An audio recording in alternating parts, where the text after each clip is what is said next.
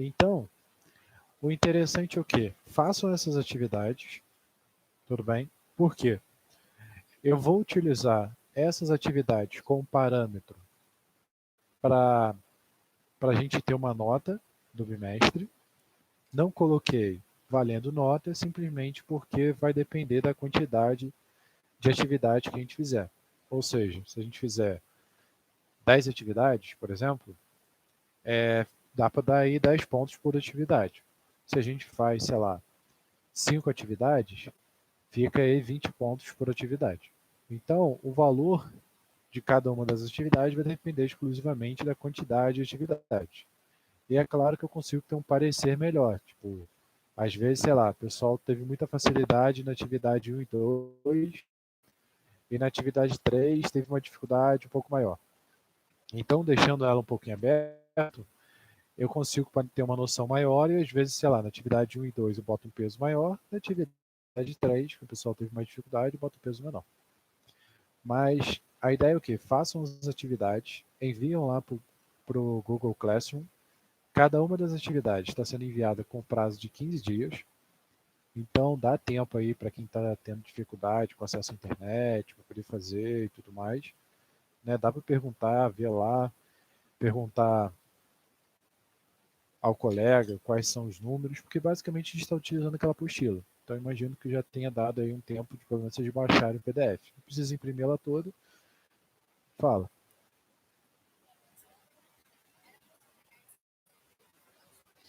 Tem o prazo dele lá. No caso, cada um deles são 15 dias. Ó. Teve o último prazo que venceu, que era para fazer um monte de deveres, venceu no dia 22. Aí aquele você não consegue enviar mais, porque eu já devolvi para quem não, para quem me enviou e para quem não me enviou, mandando a mensagem lá. Então não tem mais como a pessoa me enviar. Aí esse que eu falei, que é o 403, 404, 405, 406, vai até do dia 9. Então, como foi passado na semana que vem, na semana passada, tem até semana que vem para poder fazer essa atividade. Aí é só mandar lá pela plataforma. Show. Isso aí.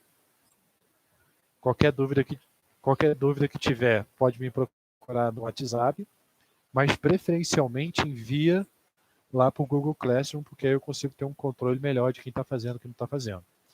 E, além disso, eu vou utilizar como parâmetro também as atividades, quem está postando ou não, como presença, né?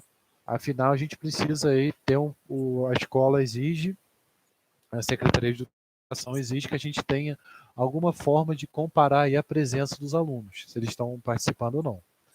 A questão é, eu dar aula exatamente no horário que seria a nossa aula complica um pouco, não só para o aluno, porque se todo professor fizer isso, o aluno vai ter que ficar conectado 24 horas aí praticamente na internet. E o que dificulta bastante.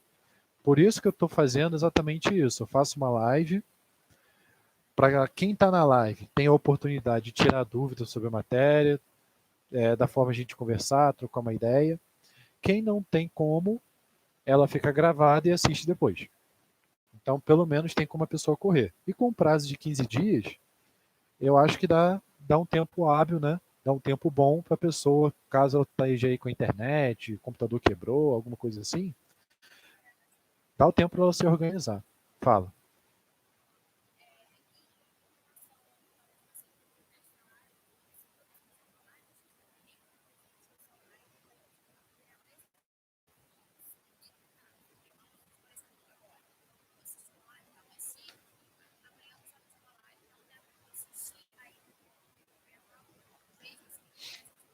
Não, não. Então, a presença que eu vou dar vai ser por entregar as atividades. Entendeu? Então aí fica, como eu falei, eu não posso obrigar a pessoa que tem dificuldade com internet, né, tem que ir no celular, pegar banda, rede e tudo mais. Então, para evitar de ter esse problema e ser injusto com esses alunos, até que mora longe e tudo mais, a presença ela vai ser dada exatamente quando o aluno enviar a atividade. Então, Aí, com isso, eu já dou a nota para o aluno e também já dou a presença para ele, porque eu sei que pelo menos ele deu ali uma corrida atrás para poder fazer aquela atividade.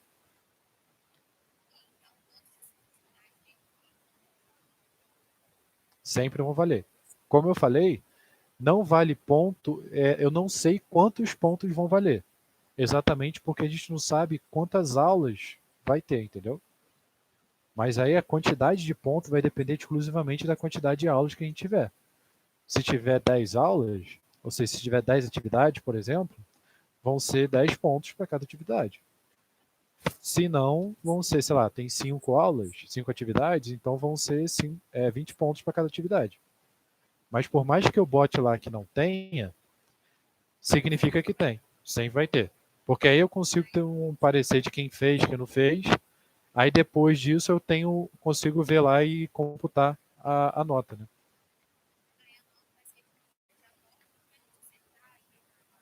né? De certa forma, sim.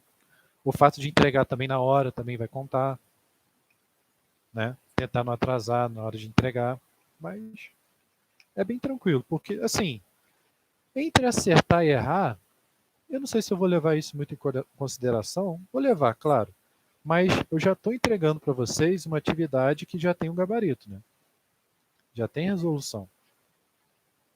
Então, meio que assim, caso a pessoa tenha alguma dificuldade, ela já pode consultar e tudo mais. Exatamente por causa dessa distância, né? Às vezes ele não consegue entrar em contato comigo, então pelo menos ele consegue ter uma noção um pouquinho melhor. Mas eu vou ver o raciocínio, se a pessoa está fazendo, se ela conseguiu ter dúvida, né?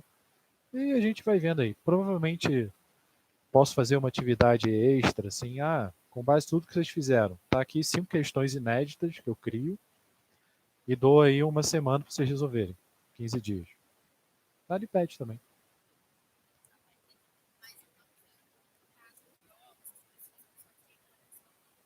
Provavelmente vai ser só esses trabalhos, tá? Por enquanto, provavelmente deve ser só isso.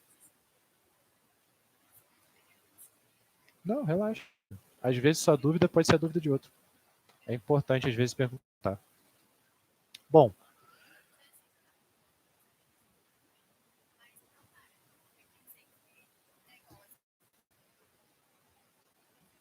não. Comigo, relaxa que o que der para ser de boa, eu vou tentar ser de boa.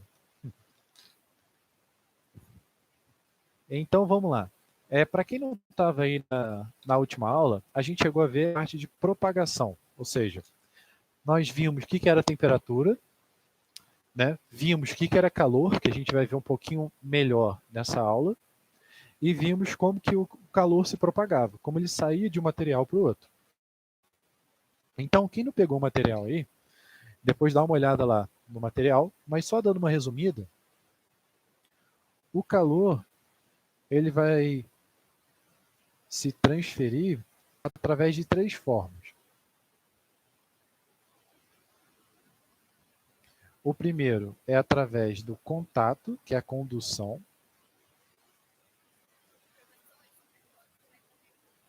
Vai ter no YouTube. Eu já estou até gravando a live no YouTube. Geralmente eu costumo disponibilizar só o Google Meet porque é mais fácil de trocar ideia. Mas o YouTube eu estou usando o quê? Estou usando para salvar o vídeo, que eu acho mais fácil de salvar o vídeo. Porque aí eu salvo por ele e já mando o link para vocês. Não tem que botar. Essa é a ideia.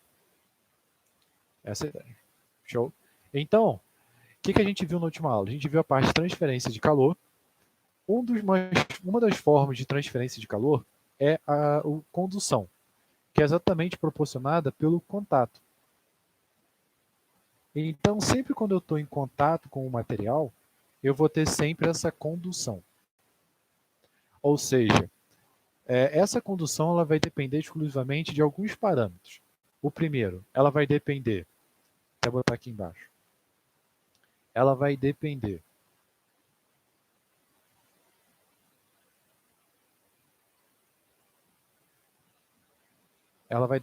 exclusivamente da área de contato,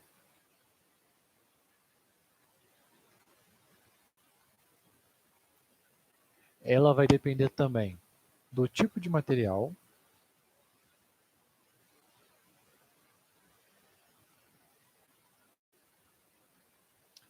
e ela vai depender também da espessura.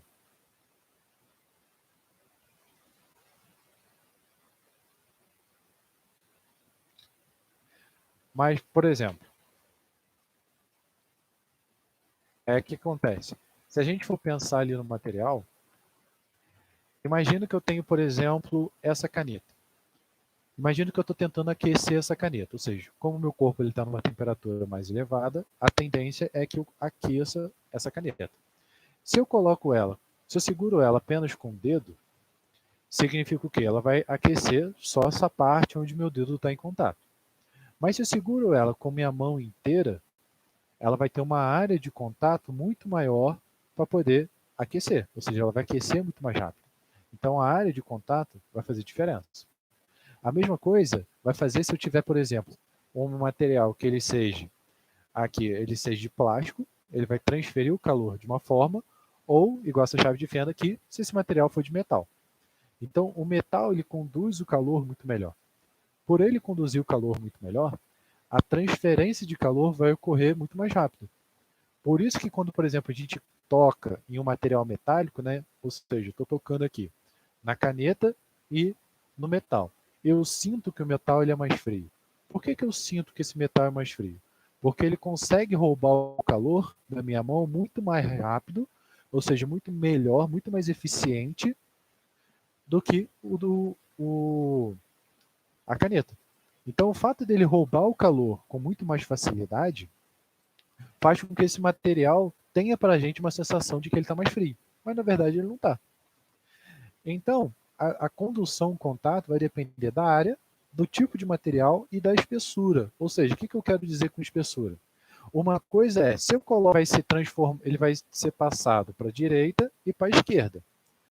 Vai fazer esse calor através, e vai demorar um tempo para transferir esse calor. Mas se eu coloco aqui e aqueço exatamente nessa pontinha, para que toda a minha caneta chegue na mesma temperatura, ou seja, para que essa pontinha chegue na mesma temperatura, ela vai levar um tempo muito maior. Exatamente porque ele tem que passar por todo esse material. Então a transferência de calor ela vai ser muito menor, muito menos eficiente. Então quando eu aumento a espessura de material, eu faço com que a de calor por condução seja menor. Então, por exemplo, se eu tenho, digamos, um cubo de gelo, né? O cubo de gelo, o gelo em si, ele funciona como excelente isolante térmico. Então, o que, que acontece? Eu acho que eu cheguei a comentar com vocês. Não que eu cheguei a comentar com vocês. A gente vai ver isso ainda hoje. Mas já dando spoiler. O cubo de gelo ele funciona como isolante térmico. Então, quando eu tenho ali, digamos, um copo, e eu começo ali a tirar aquele calor, ele começa a criar uma camada de gelo. Acontece o quê? Essa camada de gelo, ele começa a crescer, até que chega um momento que essa camada ela é tão grossa que ele não transfere mais o calor. O interessante de ter esse processo é exatamente o quê? Isso faz com que o gelo ele crie um isolante térmico e com que toda a água em um rio, um lago, por exemplo, ele não congele.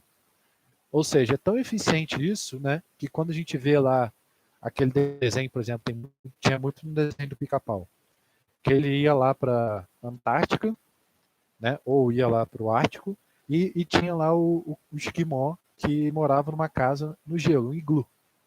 Né, e geralmente aquilo ali, na verdade, é de verdade, aquilo funciona.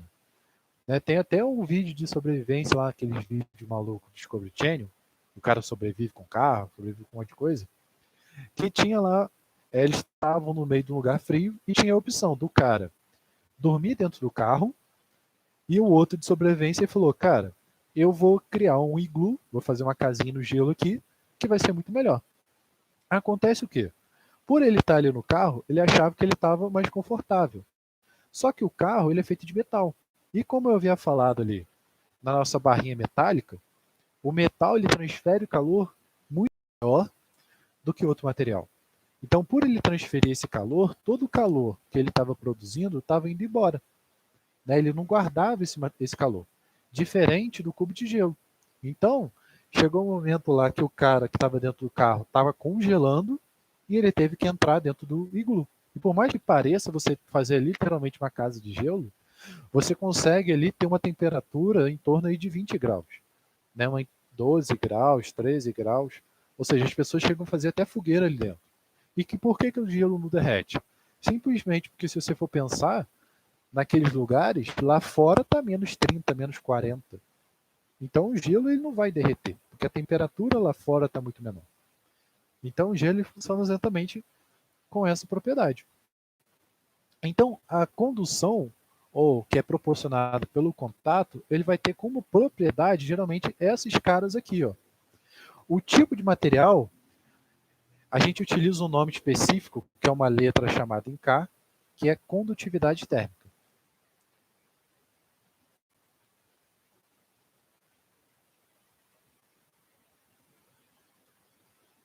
Lembrando mais uma vez que não precisa copiar esse conteúdo que eu estou mostrando para vocês, só prestar atenção. Quer dizer, não precisa copiar agora, né? Porque aí depois eu mando foto para vocês com PDF, tudo direitinho para vocês se organizarem. Aí vocês copiam com calma no caderno, né?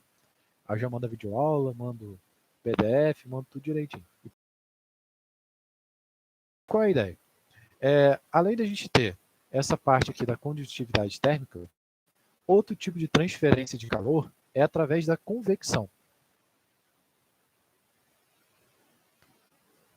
A convecção é uma troca térmica em que ocorre através de fluidos. Ou seja, o que eu considero como fluido? Fluido é qualquer material que ele consegue alterar a sua densidade, ou seja, ele consegue se moldar. Então, nisso eu estou considerando, por exemplo, a água é um fluido, eu estou considerando que o ar é um fluido. Né? Então, como funciona essa convecção? A convecção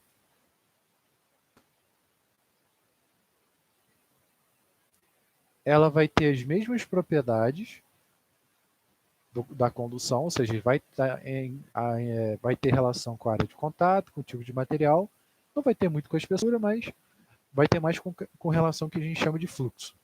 Então, qual é a ideia?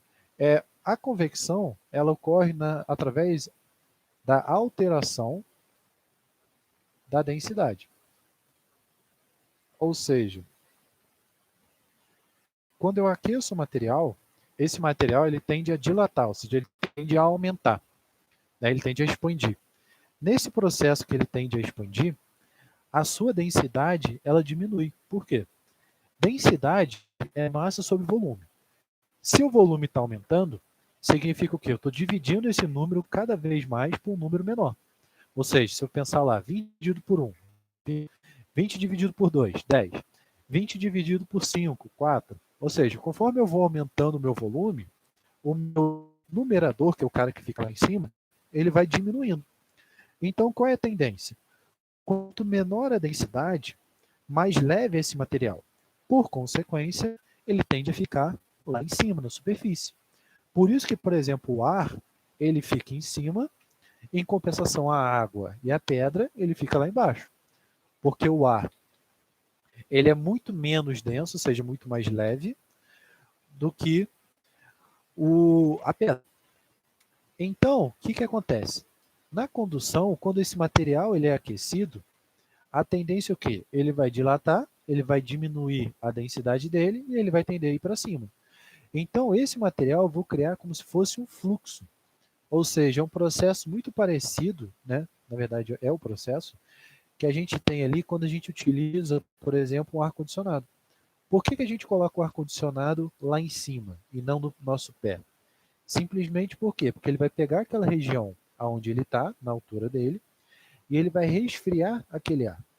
No momento que ele resfria, aquele ar vai tender a descer e o ar quente vai tender a subir. Então ele vai criar um processo cíclico infinito. Ou seja, no ar condicionado,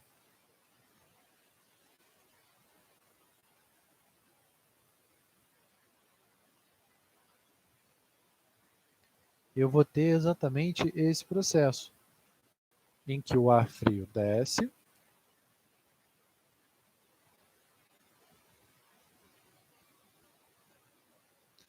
e o ar quente sobe.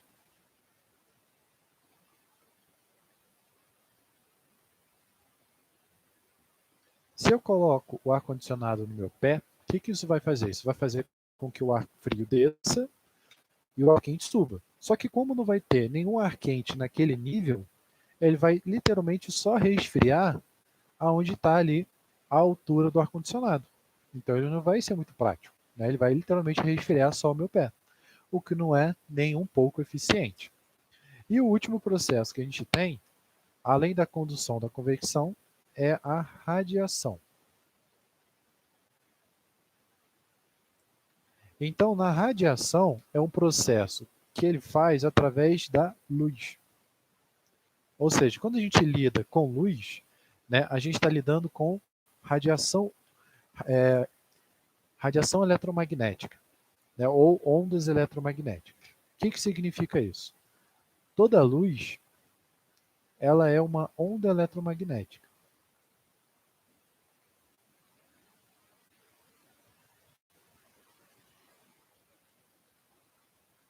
Essa onda eletromagnética é como se fosse igual uma onda do mar, ou seja, ela vai fazendo esse processo aqui. Só que por ela ser eletromagnética, ela meio que se contrapõe. Então, é como se fosse mais ou menos algo assim. É como se fosse uma onda assim e a outra onda assim, uma perpendicular à outra. Né? Olhando de frente, é como se eu tivesse uma onda assim e a outra onda perpendicular. O interessante desse tipo de onda é que ele tem algumas características, que uma delas é o que a gente chama de comprimento de onda, ou frequência. Ou melhor, frequência do visível. Diga. Então, o que acontece? Nesse processo, o que vai acontecer?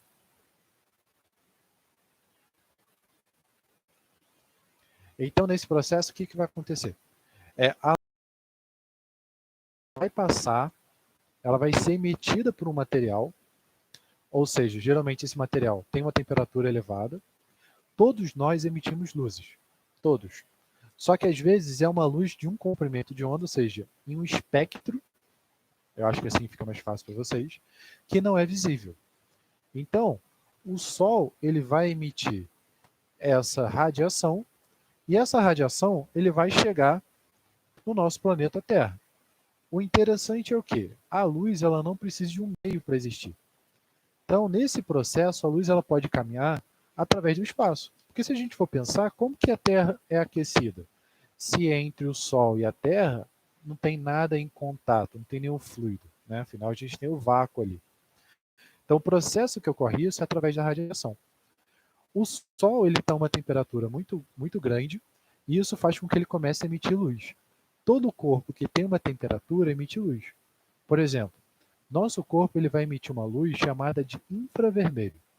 Ou seja, infra é menor. Então, se a gente for pegar lá aquele espectro do arco-íris, né, começa no vermelho, aí tem lá vermelho, laranja, azul, não sei o que, tal, anil e violeta.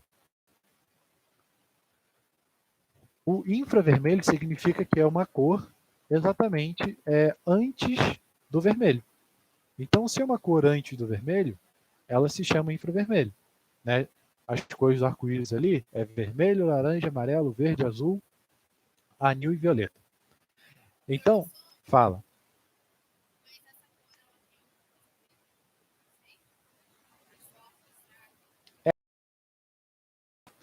O comentar, não é muito da aula não, mas a gente comenta. O que acontece? Não, de boa, a gente estamos aqui para tirar dúvida. Essa é a ideia. Então, o que acontece? Esse espectro, né, de luz é como se fosse tipo uma luz que ela segue de mim, assim. Ó. A gente tem ali, ó, como eu havia falado, tem o vermelho.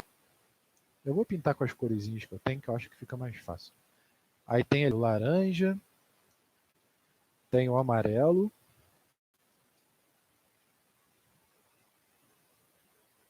aí temos ali o verde,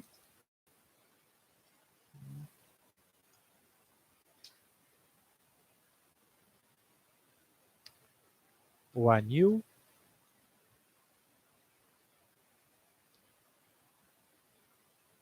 o azul, que já é um pouco mais escuro, e o violeta. Então, essa aqui é o que a gente chama de espectro do visível, ou seja, nós enxergamos só essa faixa de luz.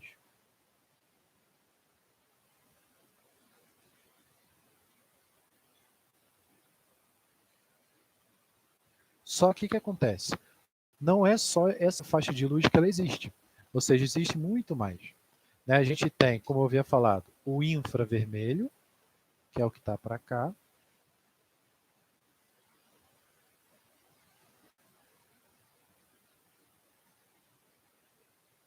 E depois do infravermelho, a gente tem o ultravioleta.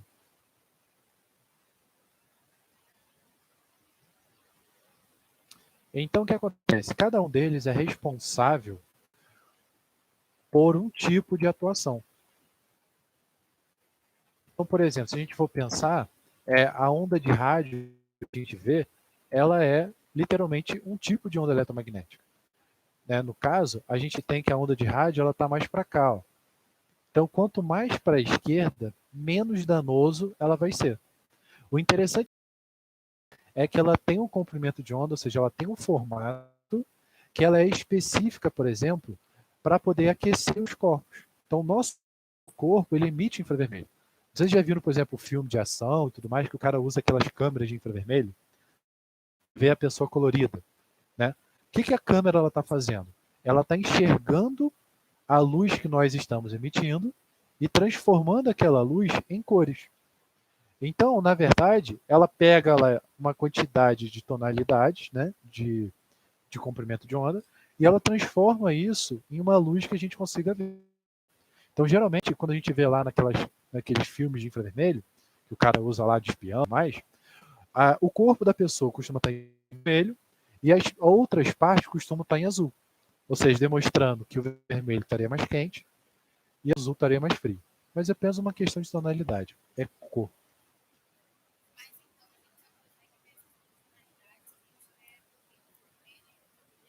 Se a gente tiver um equipamento para isso. Nós não enxergamos.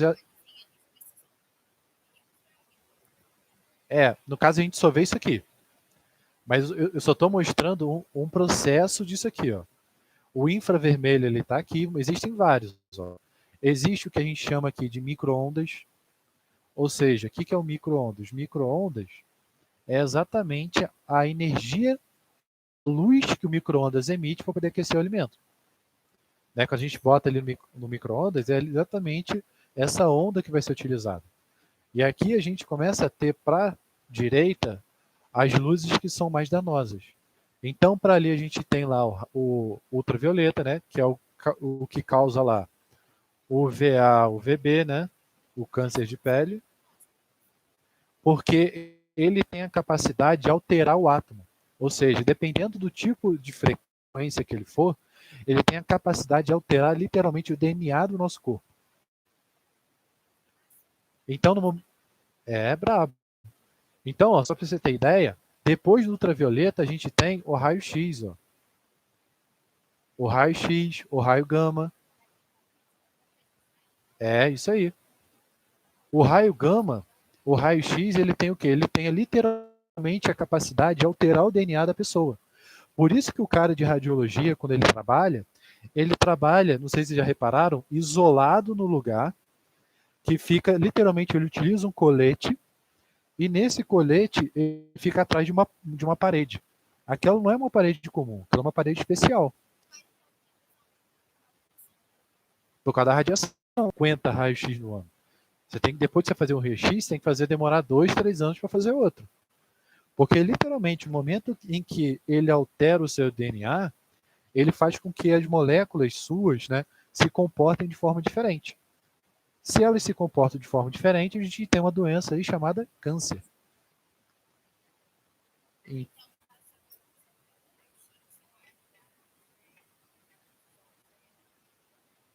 pode gerar um câncer. Geralmente esse câncer, geralmente essa radiação, ela se aglomera em locais específicos. Um exemplo é a amígdala. Por isso, quando a gente tem lá aquele caso de amígdala, onde fica ali.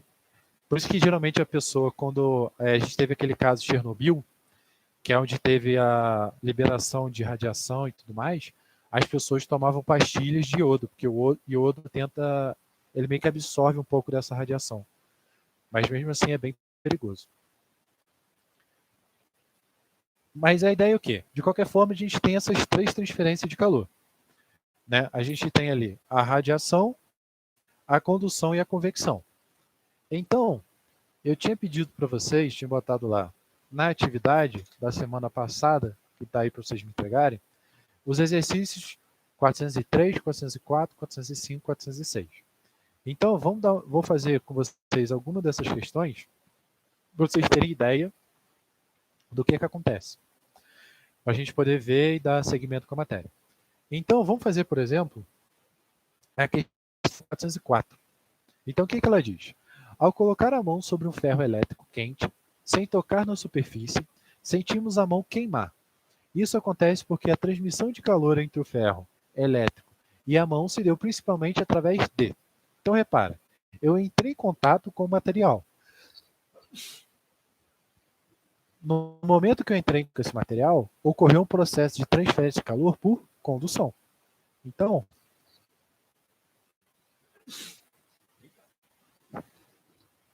o que a gente tem? A gente tem que na questão 404, por ele entrar em contato com esse material, a gente tem a letra B, que é a condução.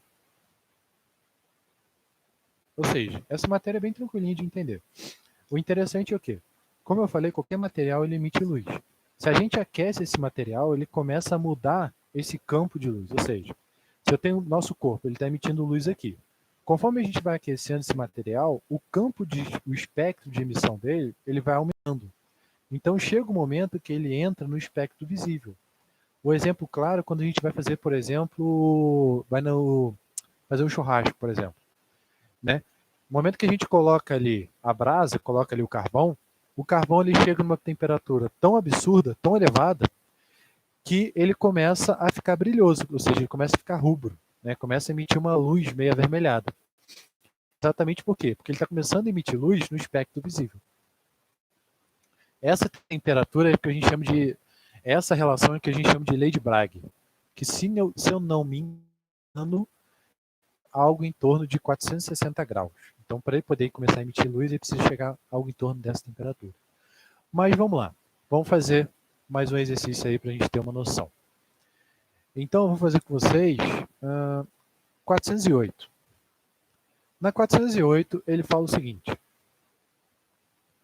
São propriedades de qualquer substância no estado gasoso. 1. Ocupar toda a capacidade do recipiente que contém. 2. Apresentar densidade bastante inferior à do líquido, obtido por condensação. E para ilustrar essas propriedades, utilizou-se um liquidificador, em cujo copo foram colocadas algumas esferas pequenas, leves e inquebráveis. Explique como esse modelo pode ilustrar as questões 1 e 2. Então, ali ele está pedindo para a gente exemplificar essas propriedades. Então, as propriedades dos líquidos, dos gases, são exatamente isso, a capacidade de ocupar, ocupar toda a capacidade do recipiente que ele contém. Então, por exemplo, se eu tenho um copo e esse copo tem um monte de bolinha, se eu for jogar essas bolinhas, por mais pequenas que sejam, elas vão ocupar toda a área do meu copo. Um exemplo bem claro é quando a gente vai brincar lá de castelo de areia, quando a gente vai na praia. Não sei vocês, mas até hoje eu brinco com isso. Então, o que acontece? A areia ela vai ocupar literalmente todo o espaço do copo. É a mesma coisa como se fosse um gás, ou seja, a molécula, a dimensão dele é tão pequena que ele consegue ocupar todo esse espaço. Já a questão 2, ele fala, apresenta densidade bastante inferior à do líquido, quando obtido por condensação. Então, o que acontece? Se a gente for pegar um monte de objeto pesado e um monte de objeto leve, a tendência é que esse objeto pesado ele fique lá embaixo e o objeto leve ele vai ficar aqui em cima. Por isso que geralmente a gente tem lá que a pedra fica lá embaixo e a areia ela vai ficar lá em cima, exatamente porque esse objeto é mais leve. É o que vai acontecer com o gás, né? Você diminui ali a densidade dele. Tranquilo? Dúvidas?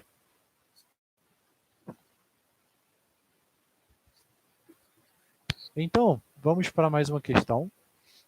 que é exatamente a questão 409.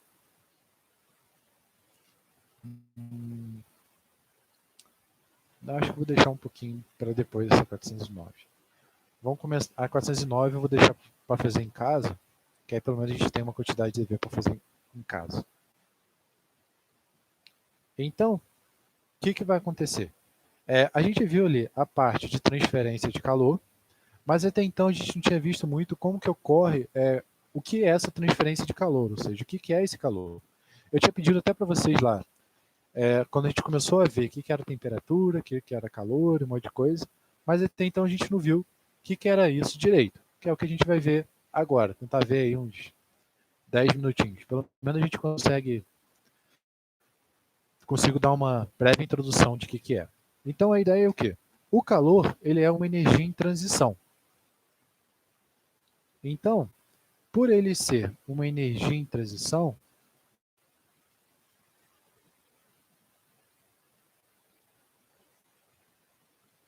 ele sempre vai passar o quê? Do corpo com menor temperatura para o corpo com maior temperatura. Então, se eu tenho lá um corpo que tem, digamos, uma temperatura 0 e o outro corpo que tem uma temperatura de 300 graus, por exemplo, a ideia é o quê? O calor ele vai sair sempre do cara que tem a maior temperatura para o cara do menor temperatura. Então, essa é a ideia do calor. E isso vai ocorrer até quando? Até que ocorra um equilíbrio térmico. Ou seja, quando eu chego no equilíbrio térmico, o que é o equilíbrio térmico? Ambos vão chegar em equilíbrio, ou seja, uma temperatura igual. Então, quando eu atinjo esse equilíbrio térmico,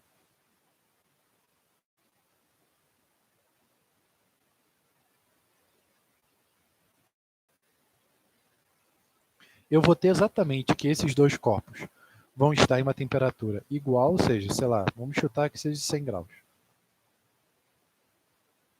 Então, no momento que eu tiver os dois a 100 graus, o calor ele não vai mais existir. Por quê? O calor ele é uma energia em transição, ou seja, é uma energia em transição para diferentes temperaturas. Então, nesse caso que ele está em equilíbrio, eu não tenho mais calor.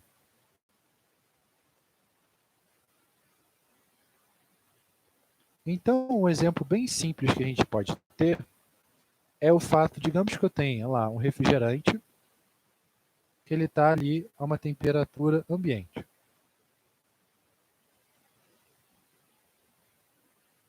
Ele está, por exemplo, a uns 25 graus. Então, o que acontece? Se eu colocar gelo nesse refrigerante, boto lá vários cubinhos de gelo,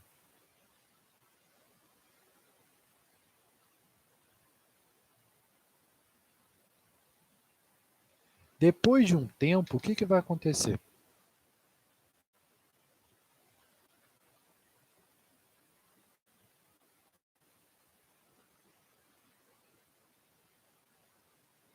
Vai acontecer que o nível do meu líquido ele vai aumentar e o meu gelo ele vai desaparecer. Então eu vou ter que meu refrigerante, que agora não vai ser só mais refrigerante, vai ser refri mais água. Ele vai estar ali, sei lá, uns 5 graus e o meu gelo vai derreter. Então, nesse processo, o que eu tive? Eu tive dois tipos de transferência de calor. Em um, a transferência de calor, ela proporcionou uma variação da temperatura. Então, o calor, ele gera uma variação da temperatura.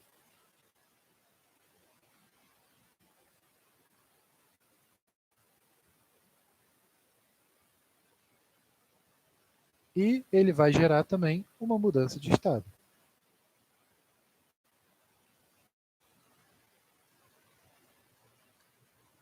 Isso por quê? Porque o gelo derreteu. Então, quando a gente lida com esse tipo de processo, nós temos o quê? Que para ele mudar de estado, ele tem que mudar devido a uma temperatura própria. Ou seja, é o que a gente chama de temperatura de fusão e temperatura de ebulição. Então, por exemplo, no caso da água,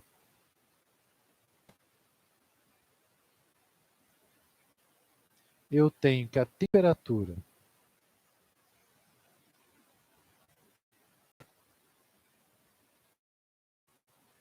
de fusão da água é exatamente 0 graus. Em compensação, temperatura de ebulição, ela é 100 graus. Ou seja, para ele mudar a temperatura, ele tem que literalmente chegar a essa... Para ele mudar o estado, ele tem que literalmente chegar a essa temperatura. Então, por exemplo, o que vai acontecer ali no meu gelo? Né? Eu vou ter o seguinte caso. Tá bem claro para vocês que é ebulição? Tá tranquilo? Quer que eu faça o desenho? Não quer? O que vocês acham? Quer que eu lembre lá que... Ok, então o que acontece? Nós temos o quê? 3 materiais. O material no estado sólido, o material no estado líquido e material no estado gasoso. Então acontece o quê? Quando esse material ele sai do estado sólido para o estado líquido, a gente tem um processo que é chamado de fusão. Quando a gente tem o processo contrário, a gente tem um processo chamado de solidificação.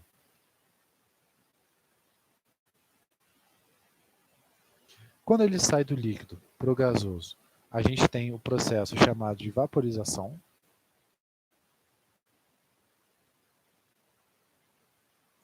Ou liquefação.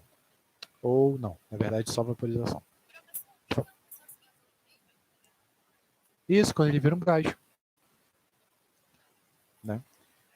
Já no processo contrário, você vai ter ali a liquefação, ou você vai ter o que a gente chama de condensação.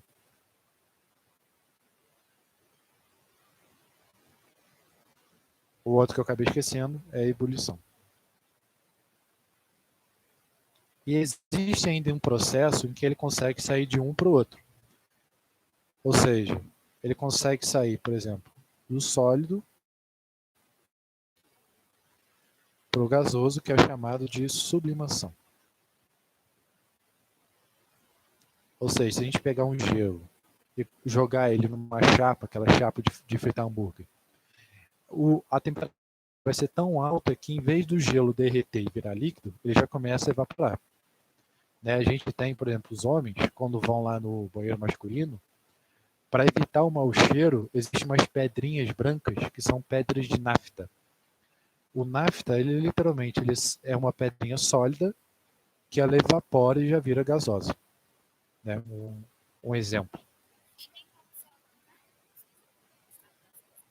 Tem, se ele for submetido a um choque térmico, uma temperatura muito baixa, provavelmente sim, ele pode virar sólido, né? Sem problema. Então, o que acontece? Para o meu material mudar de estado físico, ele precisa chegar a uma temperatura prescrita.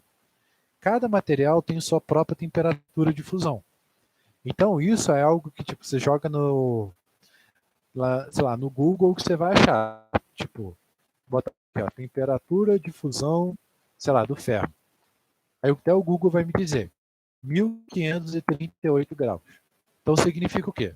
Para o ferro sair do estado sólido e entrar no estado líquido, ele precisa chegar na temperatura de 1538 graus.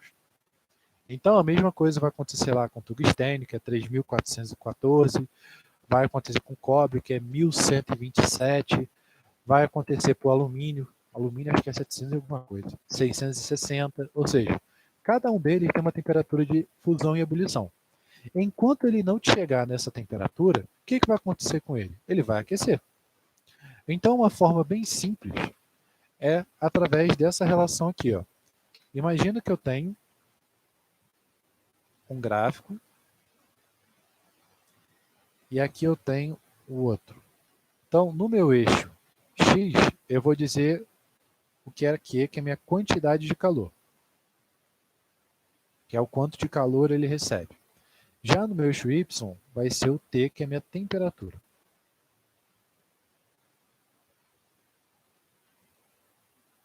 Então, suponha que eu tenho um cubo de gelo,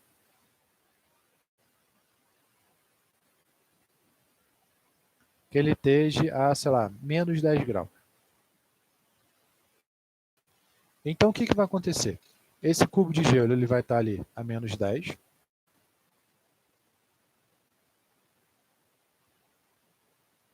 Nisso que ele vai estar a menos 10, para ele poder derreter e virar água, ele só vai fazer isso a 0 graus. Então, inicialmente, o que vai acontecer com ele? Ele vai aumentar a temperatura conforme ele começa a receber uma quantidade de calor, até que ele chegue a 0 graus. Nesse processo, o interessante é o quê? Ele vai se permanecer constante nesse intervalo. Ou seja, nesse intervalo que ele está ali mudando de estado físico, ele não altera a temperatura dele. Por quê? Se um pouco dessa água começa a aquecer, a gente volta para aquele caso anterior do refrigerante. Como aquela água mais quente está uma temperatura maior, ela vai ceder calor para quem está mais frio e, por consequência, ele vai ficar meio que contrabalanceando. Então, só vai mudar de temperatura quando todo o material tiver derretido. Depois que ele derreteu, ele vai ter o mesmo processo, que ele vai aquecer até chegar a uns 100 graus. Depois que chegou aos 100 graus, vai permanecer constante, depois voltou a subir. Então, o que acontece? Aqui eu tenho um material que ele é sólido. Quando ele chega nessa ponta aqui, ó, eu tenho só gelo, ou seja, eu tenho material só sólido. Ao processo desse cara, eu vou ter os dois, eu vou ter tanto sólido quanto líquido. Por quê? Parte do gelo vai ter derretido.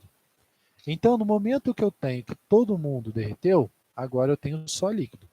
Esse líquido vai aquecer, ele vai chegar aqui, e aí eu vou ter o mesmo processo. Ele vai se converter para gasoso, para depois só aquecer. Então, fala. Como assim um gelo fazer isso tudo? Pode, ué. Se você pegar ele, pode, sem problema. Tudo é questão do que você vai fazer com ele. Se você pegar o cubo de gelo e jogar ele na panela, ele vai aquecer, ele vai derreter primeiro, ele vai, depois de derreter, ele vai aquecer, vai virar vapor e por aí vai. Tudo depende de qual estímulo que você dá para ele. Se você der uma quantidade, sei lá, de X, ele pode chegar, sei lá, 50 graus, 60 graus. Se você der uma quantidade de 2x, 3x, aí ele pode chegar a muito mais. Né? Tudo é questão da quantidade de calor que você der para ele. Mas a ideia é exatamente isso, ou seja, eu sempre vou ter esse processo, que quando o material ele recebe calor, ele sempre vai andar para a direita. Já se esse material perde calor, ele sempre anda para a esquerda. Então, se o material ele recebe calor,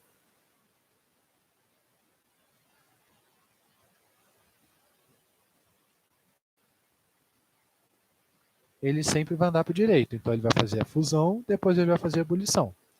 Já se esse cara ele cede calor, ou seja, se ele perde calor, ele vai literalmente andar para a esquerda.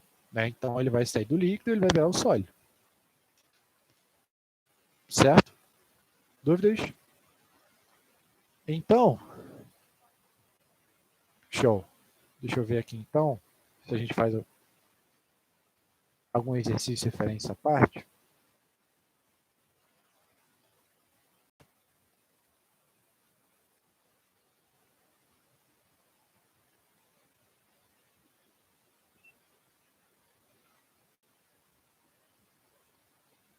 Uhum.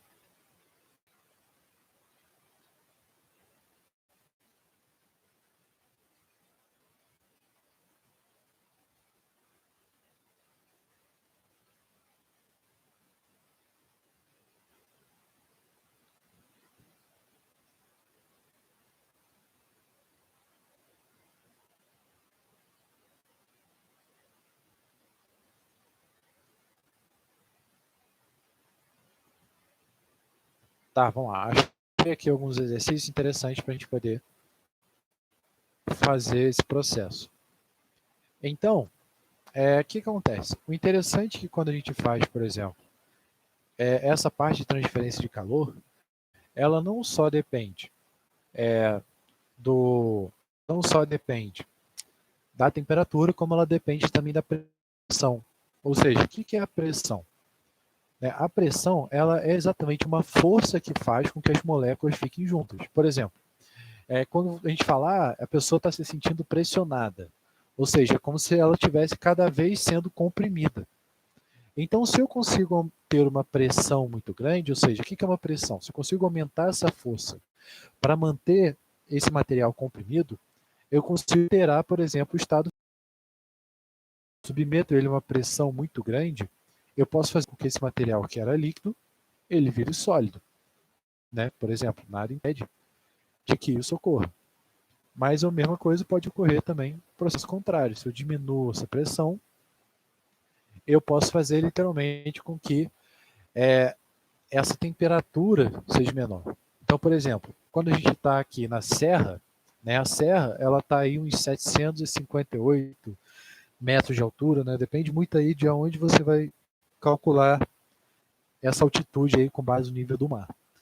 Então, o que acontece? Por a gente estar a uma altitude um pouco maior, significa o quê? Que a pressão exercida ela é menor. Ou seja, o que é a pressão atmosférica? A pressão atmosférica é como se fosse uma coluna de ar que estivesse pressionando a gente para baixo. Né? O ar tem um peso. Então, em cima da nossa cabeça tem uma coluna de ar que vai até a estratosfera, né? Que empurra. Então, quanto mais para baixo a gente for, maior essa pressão atmosférica. Por isso que quando a gente sobe a serra, geralmente a gente sente o nosso ouvido estalar. Porque o nosso som funciona através da diferença de pressão. Então, o nosso corpo interno ele se ajusta a essa pressão.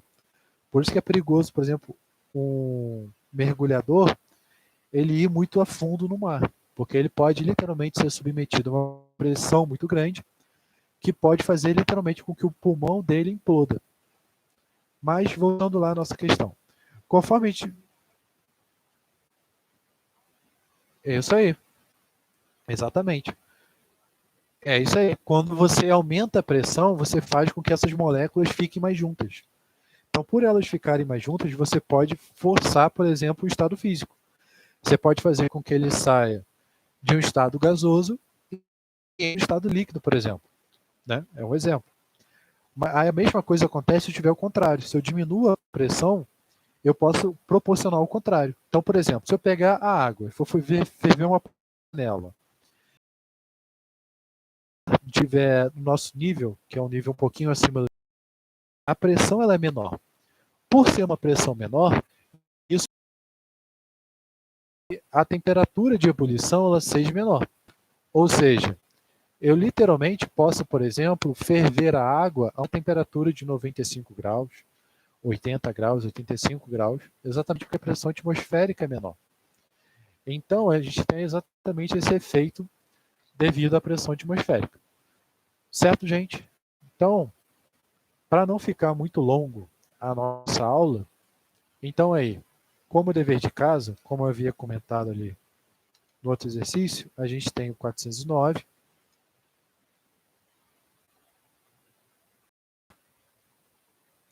A gente tem também aí, para casa, vai ficar o 366. E vai mais um, que é o 370. Então, a gente vai ter, para vocês entregarem para daqui a 15 dias, exatamente essas 3 atividades. Tudo bem, gente? Alguma dúvida?